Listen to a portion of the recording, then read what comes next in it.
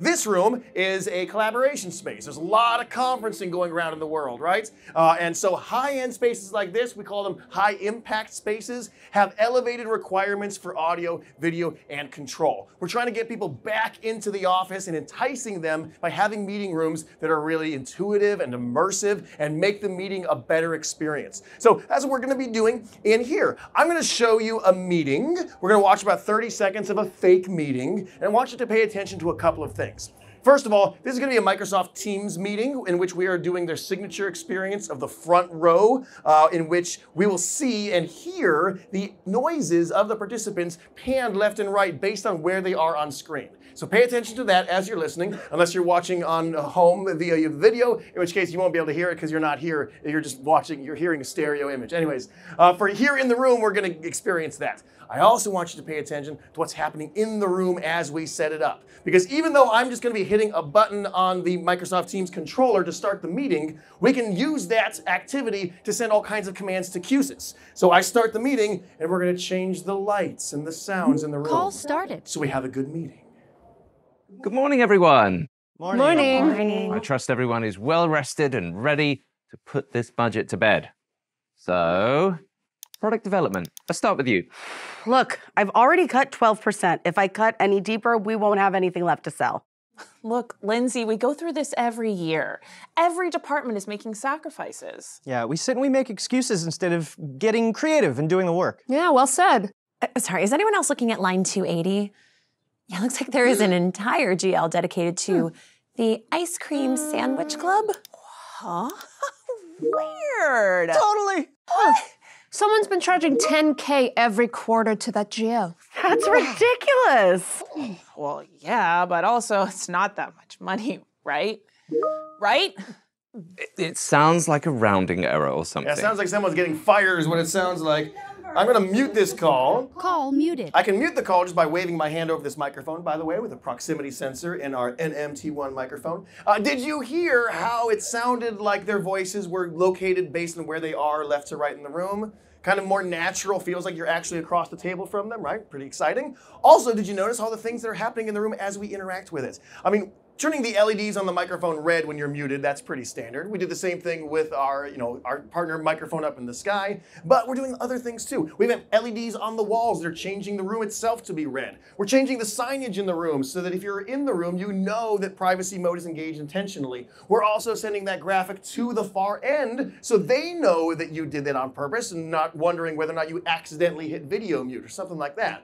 Take a look at the cameras. The cameras have turned around and are facing the wall, so you know that you are not being seen by the far end because they literally can't see you. These are the kinds of things that we can automate to make this room more immersive and easy to navigate. Now, normally, I said this was Microsoft Teams room. We're agnostic as far as what conference application you want to use. You could be Google Meet, it could be Zoom, etc. Normally, for any of those, you're going to have a touchscreen controller right here on the desk to start and stop that meeting. I've got them all over here, and I started it over here for a reason, but I want to show you what that experience looks like. I'm going to redirect that up to the big screen. So this is a page that we're seeing on the Teams controller. This looks like you're in the Teams environment. We've got the right colors and the right fonts and everything, but this is not actually part of Microsoft Teams GUI. This is an interface that we built on the Q-SYS side that we can deliver to the touchscreen controller that the user can navigate to. Now, why did we do that? We did it so that it feels like you're still in the Teams environment, but in actuality, you're now interacting directly with Q-SYS.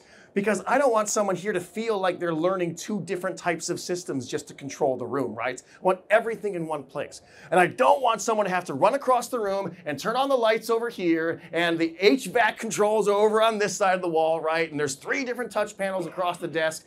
Then you get confused and people are going to have a hard time in this room. Have you ever met people before? Have we all interacted with people? Yes? What are people? They're awful, right? They're awful. They will get something wrong if you let them get something wrong. Put it on one pane of glass so they can't get it wrong. And if they do still get it wrong, then we can give them an option. Help desk. Like I'm going to give them just an option here to go over to my help desk. Come here, help desk. And I want to call for help. Help desk has been requested. Please stand by for further instructions. Now I can get an email sent to the IT department. I can get a notification on the Microsoft Teams channel so that IT knows that someone in this room requires assistance just as easily as that. I can control everything else in this room too. I could change the lighting. I could change the different types of contents that's on the side displays. Whatever it is that Q-SYS can control, we can put that power right in their hands. So that's the goal for rooms like this. Intuitive, immersive, and reactive to the behavior that they need. Yes? Brilliant. All right. Okay, for legal purposes, I have to say that not all people are terrible, even though I did reference that. All right. Okay, so we're done with this room. We're going to go through the next door, and we'll talk about lecture hall spaces. Okay, so like I was talking about, that last room was all about collaboration, boardrooms, huddle rooms, things like that. This is about something more like higher education. We're in a lecture hall or an auditorium of some kind. And here I'm a professor. I'm giving a very important lecture. You are all my students. Welcome, class. Thank you for coming today. I also have a TA here in class today. Say hello to Patrick over there. Hi. He's going to help me out a little bit with his demonstration. And in this environment, you are all in the room. So you are going to have a good experience because you can learn from me directly. But we all know the world has changed in the last couple of years. And we've got people who are going to be learning remotely, right? Education is now a hybrid experience where you've got in-room participants and distance learners, and we want equity between those two types of learners so that people at home can get as good of an experience as if they were in the room. How can we give that to them? Well, there's a couple bits of technology in this room that I'm going to show out to you. I'm going to show out to you? That's not a phrase. Anyways, first of all, I want you to take a look at the cameras in the room. Up here, I'm going to cycle through the 5 cameras that are at our disposal just to show you what each of them are looking at. There's 2 cameras up here above me looking at the audience. There's 2 cameras in the back that are aimed at the presenter. There's another camera in the far back corner that's aimed at the whiteboard. And again, if you're watching this carousel of videos, you'll see that pop up. There it is. So 5 different cameras. Why do we have 5 different cameras? We'll talk about why in just a second. This screen is showing us what we're sending to the far end. So if you're at home and you're dialing in to learn about Nate's lecture, that's what you're seeing. You got a medium shot. You can see me walking around on stage. You got a whiteboard that you can't really see too well if I'm drawing on it. And if anyone in the audience has a question, you're definitely not seeing that on that shot, right? And it's a static shot. If you try to watch that for an hour, you're going to get really bored. If you're bored, you're not learning. This is a mediocre experience for the distance learner. Let's improve that. How do we get that better? First thing we can do is we can integrate the audience. So if someone in the audience asks a question, for instance, we want a camera to focus on that person, but I don't want to pay someone to sit in that room all day long just to toggle over to another camera. That's a waste of time. We want to automate that. So we're going to automate it with automatic camera preset recall. Audience switching enabled.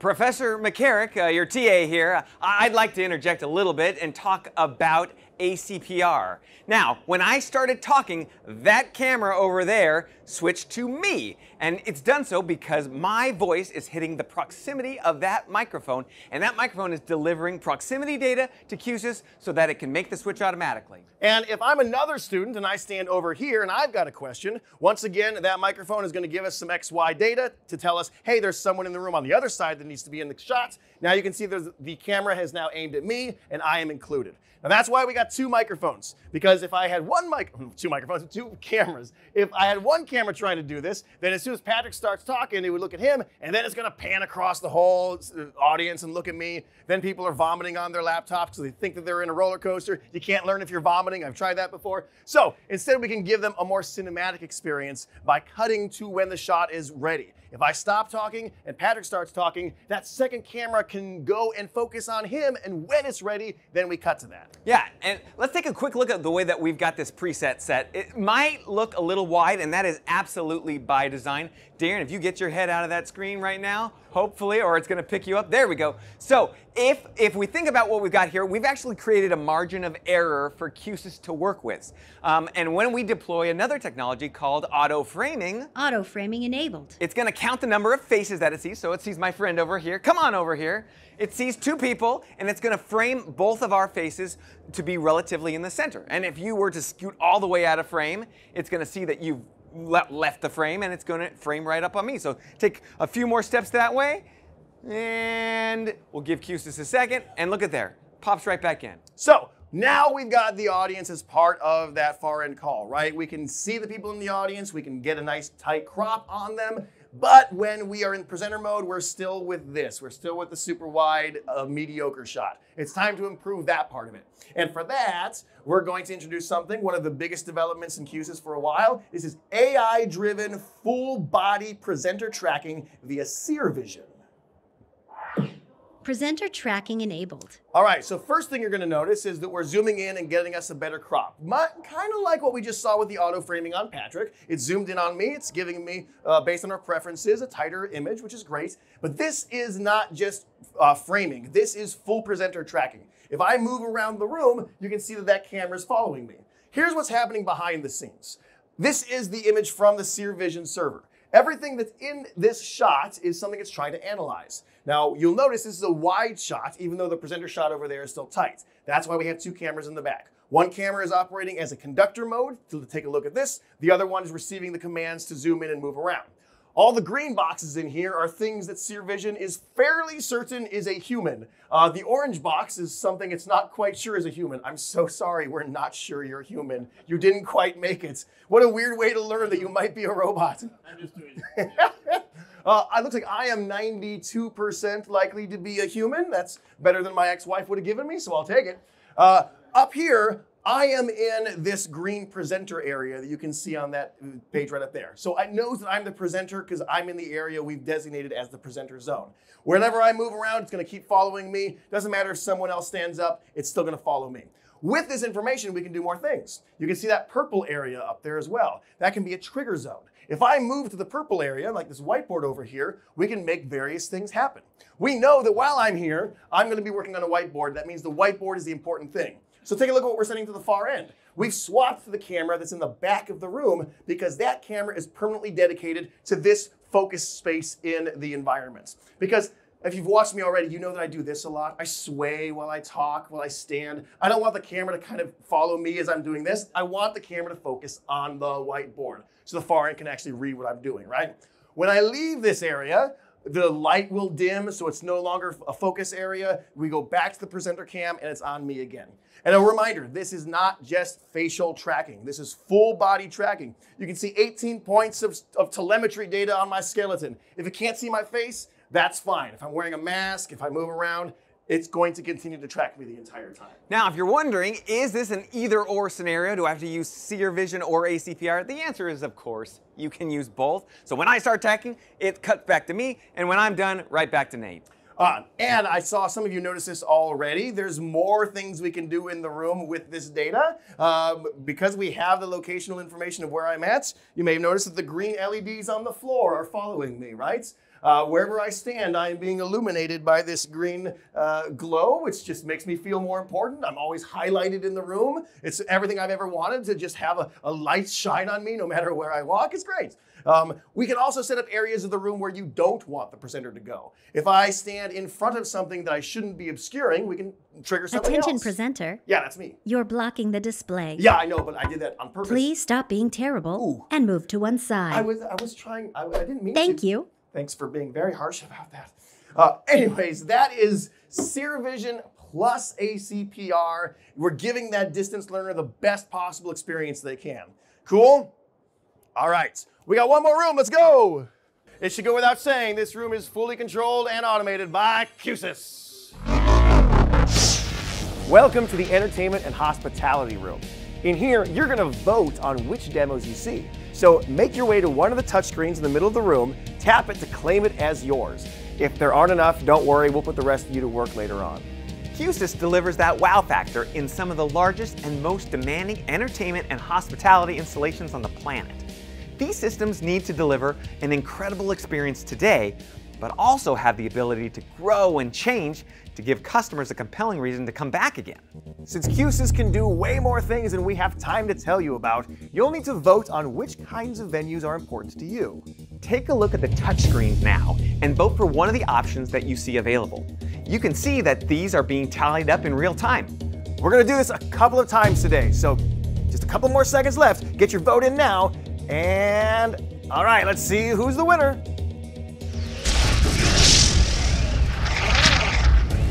You voted for stadiums.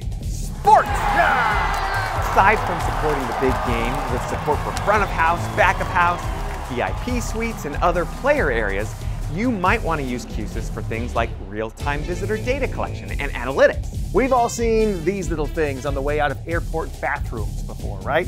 Well, let's collect some data from you all right now on who your favorite presenter is of the two of us. Go ahead and select on your touchscreen. It just takes a single tap. Data collectors are starting to make their way into stadiums in an effort to monitor real-time satisfaction and behavior from the crowds, particularly in VIP patron suites. And the system can proactively make localized adjustments based on that feedback, or funnel that data to managed service providers or a data parsing tool. All right, let's do another round of voting. Once again, take a look at your touchscreens and vote for the type of venue you'd like to hear more about. There are some new options on there if you haven't already noticed, so take a look, pick your favorite. Like we said, we don't have time to show you everything. All right, time's up. Let's see what you voted for.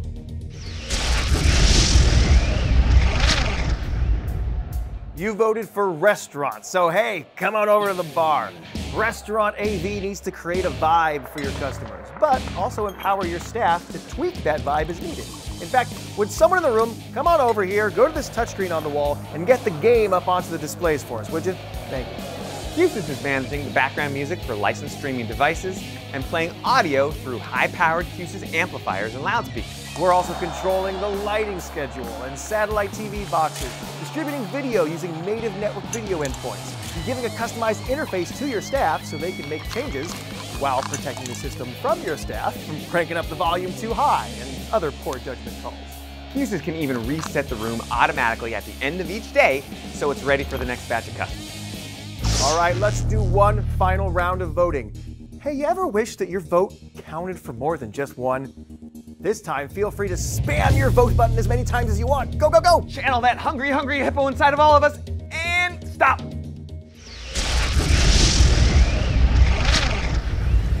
You voted for the Q-SYS Lobby, an immersive ambient experience. Pretty serene, right? High-end corporate headquarters and hotel lobbies like this are using audio and visuals to create a nice, calm space to put your visitors in the right frame of mind for their journey ahead. Give a listen. That audio, by the way, is coming from the multi-track audio player in the core, and that surround sound is being moved around by our spatial 2D panner. And of course, audio is being driven by native Q-SYS network amplifiers and loudspeakers. Oh, I think they're ready for you. Your attention, please. We would like to see Thomas at the reception desk. Thank you. Okay, are you ready for the finale? We're gonna end this with a party, and we need you to vote one last time on which kind of music you want to hear. Pop music or 70s funk? And at this time, we're not going to be using those touchscreens anymore. We're going to vote with our entire bodies. If you want to vote for modern pop, go to this side of the room. And if you want to vote for 70s funk, come stand on this side of the room. We're using the auto framing feature in the Q-SYS network cameras to count the number of people in each side. So go ahead and make your choice. You gotta move your whole body. Get up, move to one side of the room. We're about to call it, and... Tie vote. Whoa. Winner selected. Good choice. By now, you should know that if it can be controlled, Q-SYS can control it. Audio, video, lighting, environmental effects, motors, whatever it is that turns your space into an unforgettable experience, Q-SYS is there to make it happen. By the way, if you want to hear more Q-SYS loudspeakers, make sure you check out the high-performance loudspeaker demo room featuring the new PL series and a lot more. Thanks for coming to the booth. Have a great day.